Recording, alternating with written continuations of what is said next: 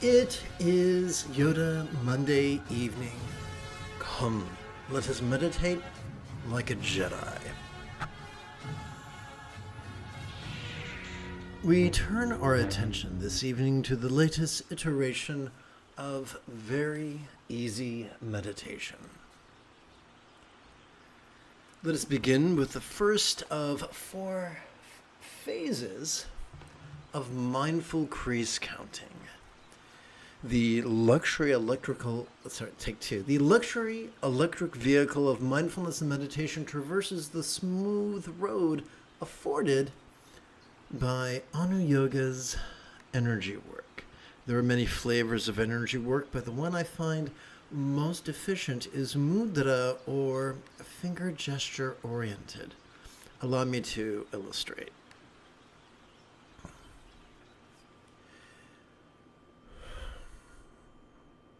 Whoops, I need to adjust something in the background. Please bear with me.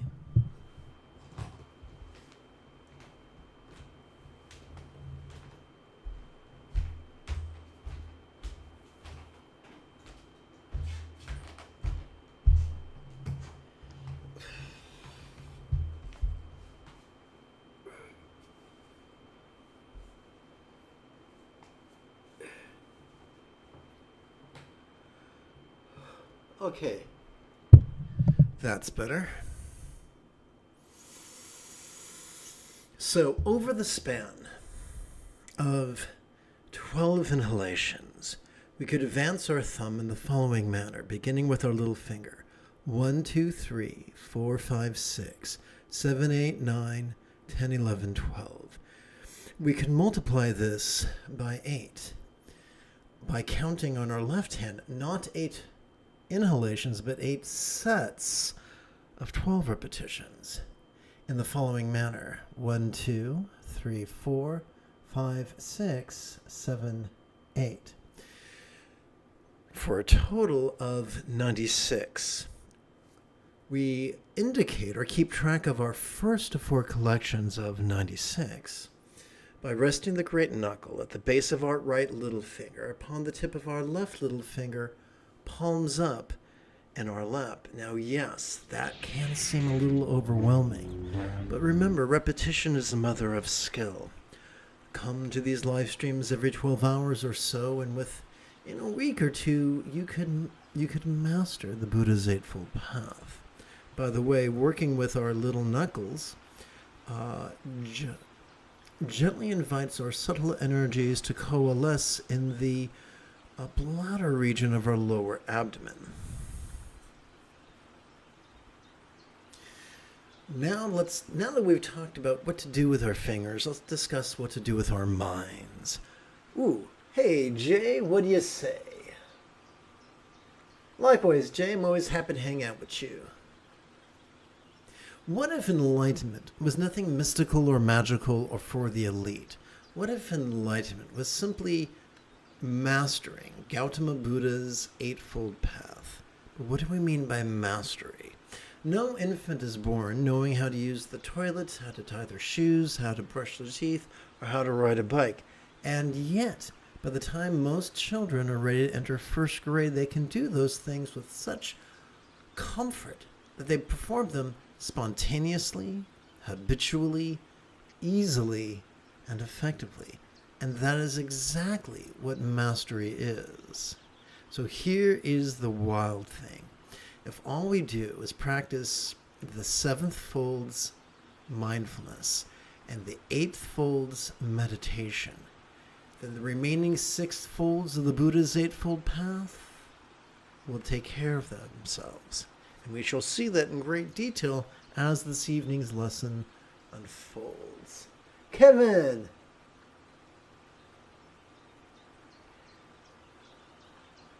Well, to all 4 of you, I give such a hug. So let's see. Let us view mindfulness meditation through the lens of neuroscience after approximately 30 seconds of housekeeping. This is Lama Jigme Gyatso of the Buddha Joy Meditation School. For more than 30 years, I've spent about 8 hours a day, almost every day, studying, practicing, mastering, and reverse engineering the teachings and techniques of each school of meditation so that you would not have to. Welcome, my friends, to Meditate Like a Jedi, which is made possible due to the generosity of viewers just like you. Please chant with me. The nudity of the... Oops, gotta make sure that the audio's working right, otherwise I'll feel like a monkey's uncle. Together. The nudity of the archetypical couple sporting in tantric union reminds us of the vulnerability so crucial to mindfulness. Sturgeon's Law reminds us that 90% of everything sucks. Since the Neolithic Revolution, humanity's civilization has trained humanity to be rigid, fearful, superstitious, controlling, elitist, cryptic, competitive, and cruel. So much so that they scoff and scorn at the minority who strive to be flexible, loving, rational, laid back, egalitarian, lucid, cooperative, and kind. So when these really rigid people fancy themselves great meditators, they implore their students to actively focus and analyze. The discrete neural pathways responsible for such behaviors are ensconced within regions such as the medial or dorsolateral prefrontal cortex. Overwork the prefrontal cortex and our amygdala is triggered, which is sadly the seat of anxiety and aggression. So now we know what parts of the brain not to use when trying to practice mindfulness and meditation. Which parts should we use? Every time we inhale, whether we know it or not, we are already wired to access the sympathetic nervous system ensconced within the thoracic region of our spinal cord. This bad boy has evolved to help us to notice in a very special way. To help us notice vulnerably, passively, viscerally, randomly, and fleetingly. But to notice what? Notice mind's antics of perception. You know, seeing, hearing, feeling, tasting, smelling, and the like, such as emotion, intention, cognition, recollection, and imagination. Now, this could seem like an overwhelming armful. Is there an easy way to do this? Is there a way to do this on autopilot? There is. Silently and mentally recite the demonstrative pronoun this during each inhalation, and you will induce your brain to cooperate at long last with your sympathetic nervous system. But what are we to do with all this stuff that we can notice? For there are times when it feels like Mother Nature is saying, "Come, take a sip from my fire hydrant." And that is where meditation enters the scene. Every time we exhale, we have already evolved to automatically access the parasympathetic nervous system, divided between the lower third and the upper third of that same spinal cord. This parasympathetic nervous system has evolved to support both physical relaxation as well as mental release, to the point that what we perceived during our previous inhalation could feel impermanent. Impermanence makes of grasping folly. And so, figuratively, what we perceived could feel as if it was as non-graspable as a vast empty void. Now, any good English teacher will remind us that a simile is only as powerful as it is relatable. So we have to ask, what is a real-world example of a non-graspable vast empty void? How about the illusion of the infinite azure sky on a bright and beautiful cloudless morn? which, although is tantalizing to the eye, is intangible to the hand. And thus we see that the regular practice of mindfulness and meditation gives birth to the understanding of the first fold of right views, literal impermanence and figurative emptiness.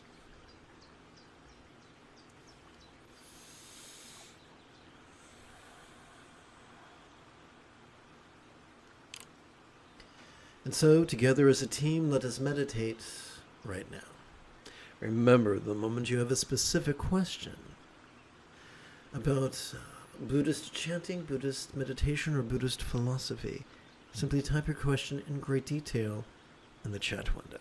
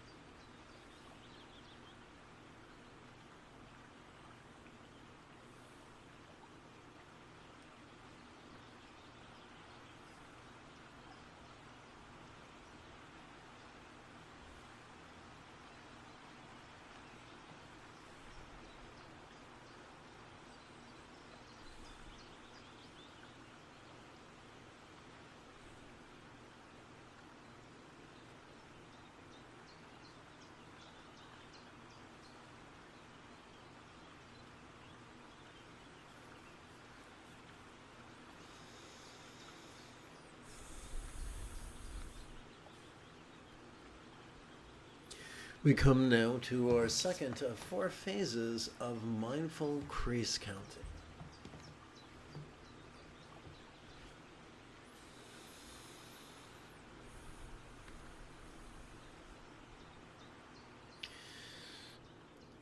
Over the span of 12 inhalations, we could advance our right thumb in the following manner, beginning with our left little finger. 1, 2, 3, 4, 5, 6, 7, 8, 9, 10, 11, 12. We can multiply that by 8 using our left hand. Not to count individual inhalations, but to count sets of 12. 1, 2, 3, 4, 5, 6, 7, 8. Now, since this is our second collection of, our second phase of crease counting, we can keep track of that by resting the great knuckle at the base of our right ring finger upon the tip of our left ring finger, palms up in our lap.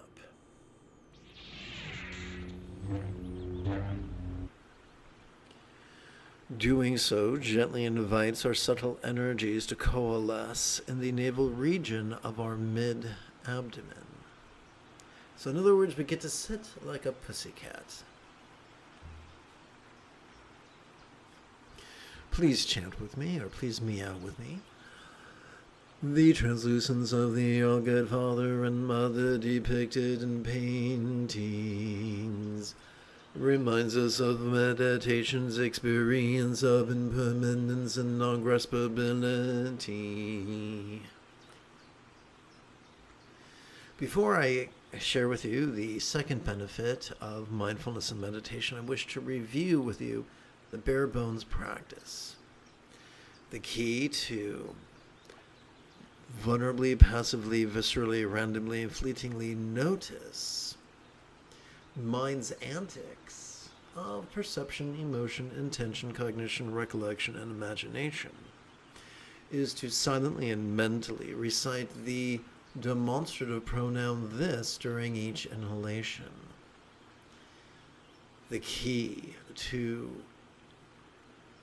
relaxing into the non-graspable nature of our mind that perceives and the objects it notices is to silently and mentally recite the one-syllable verb ease during each exhalation. Doing this approximately once every 12 hours or so can calm our anxious and aggressive amygdala. And when I say calm, I don't mean it lobotomizes our capacity to perceive these emotions. Feeling an emotion is not the problem. The question is not what do we feel, but what are we doing with what we feel? When we just are observing and releasing what we're feeling, that's fine. We can think of what we feel, whether it's pleasurable or painful, as just energy. However, when that energy controls and it grabs the reins and controls our choices and our utterances and our deeds, then we get a real dilemma on our hands. Fortunately, mindfulness and meditation help us to notice whatever emotion or intention we feel without being controlled by them. Let's practice.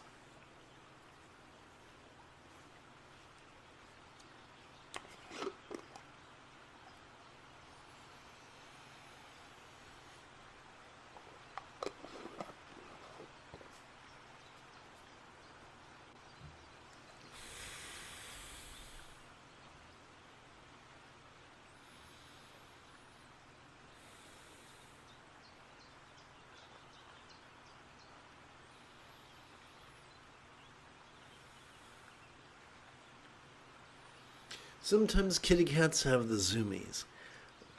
When I lived in an apartment, I loved the sounds of the sounds that a cat's claws make as it tears across the carpet. Just love that sound. Other times, the cat will want to curl up in a ball and sleep. Other times, the cat neither sleeps nor zoomies. They just sit there and are happy to sit.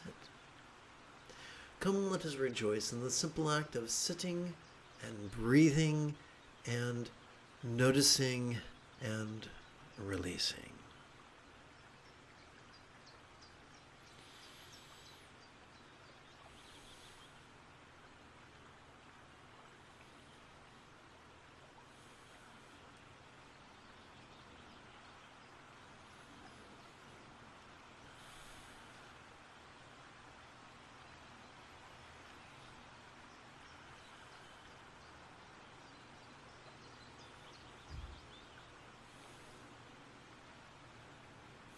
The cool thing about mindfulness and meditation is we do not need to believe or disbelieve in anything.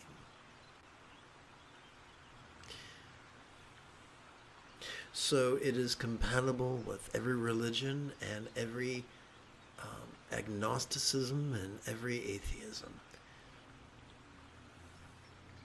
If you have a central nervous system, you can meditate.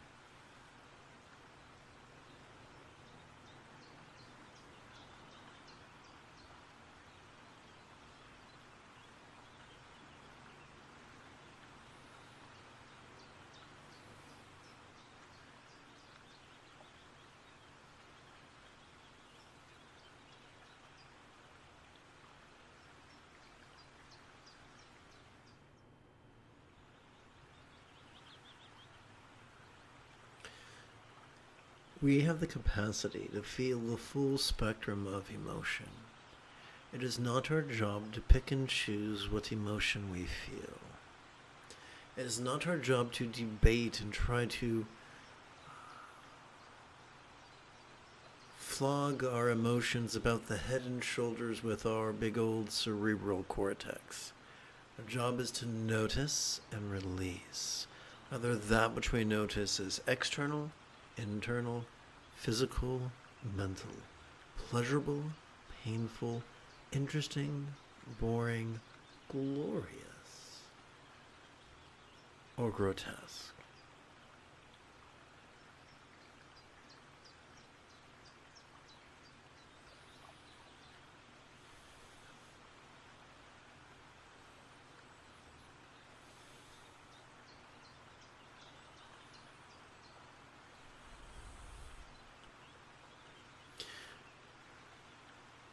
Let us not indulge the duality of pushing and pulling.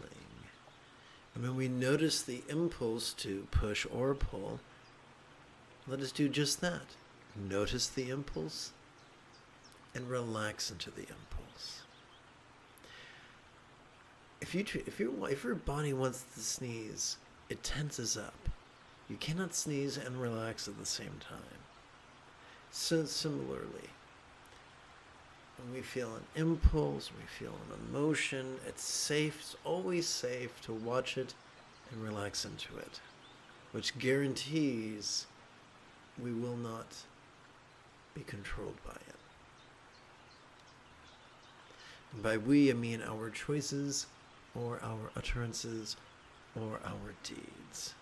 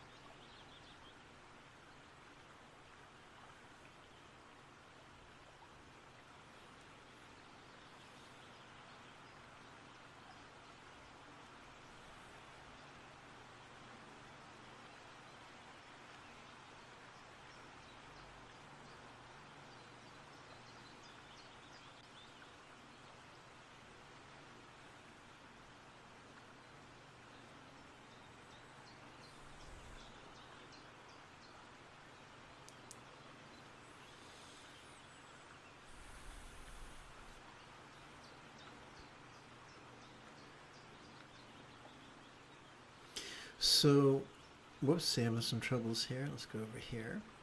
So the benefit, the second benefit of training in mindfulness and meditation is that because it calms the anxiety and aggression of our amygdala, it undermines cruel intentions, cruel communication, cruel conduct, and commerce that is needlessly competitive as well as cruel. We turn our attention now to the third of 4 phases of mindful crease counting. Please chant with me.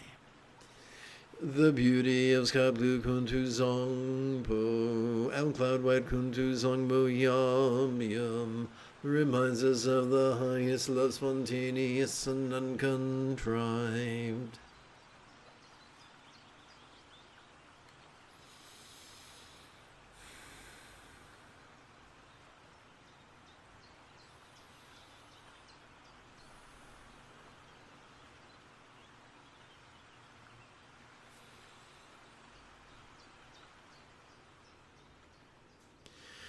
Over the span of our next 12 inhalations, we could advance our right thumb in the following manner, beginning with our little finger. 1, 2, 3, 4, 5, 6, 7, 8, 9, 10, 11, 12.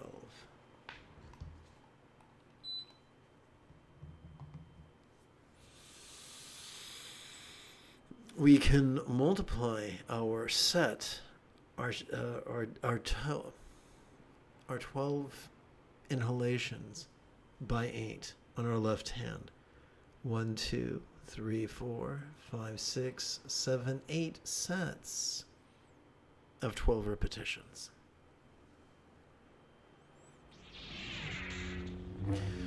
Doing so gently invites our subtle energies to coalesce in the heart region of our chest.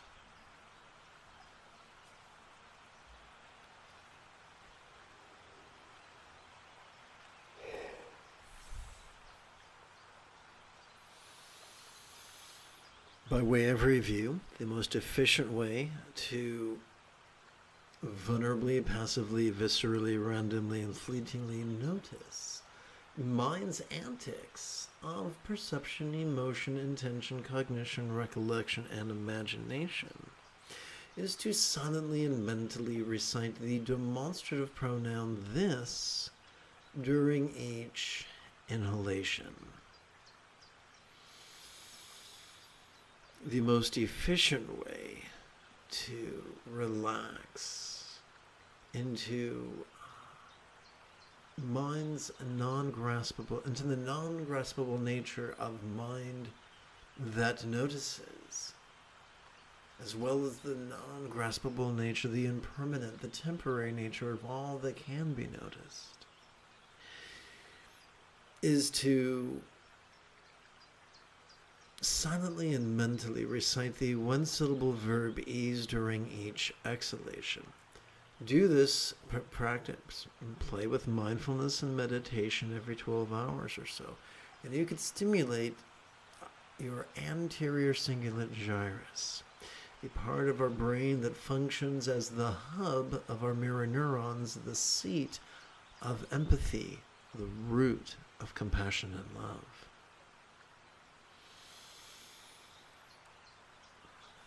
Doing so makes possible, fuels the flames of kind intention, kind communication, kind conduct, and commerce that is as compassionate as it is cooperative.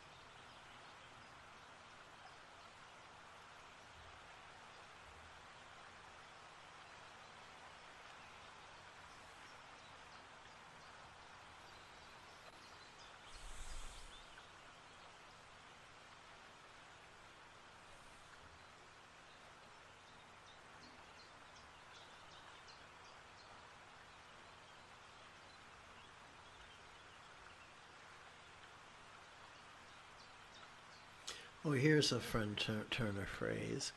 Secular mindfulness and meditation is useful for anybody. Any polytheist, any monotheist, any atheist.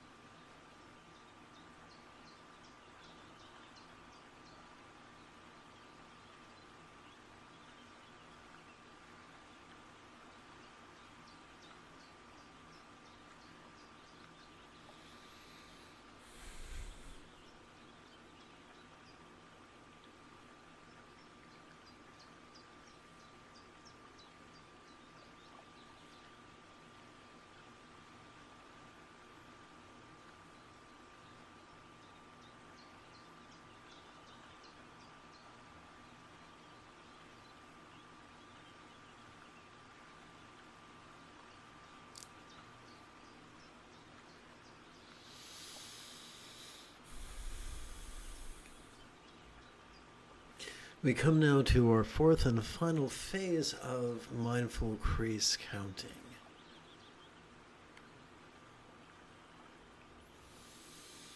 Over the span of 12 inhalations, we can advance our right thumb in the following manner, beginning with our little finger.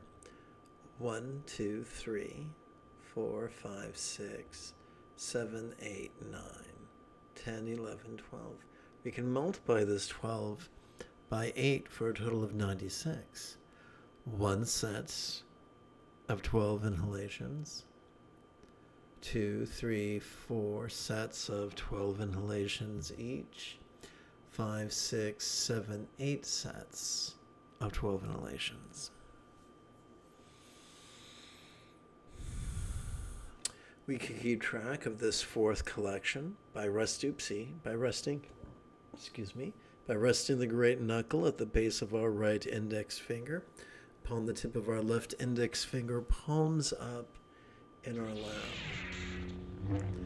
Doing so gently invites our subtle energies to coalesce at the crown of our head. Please chant with me.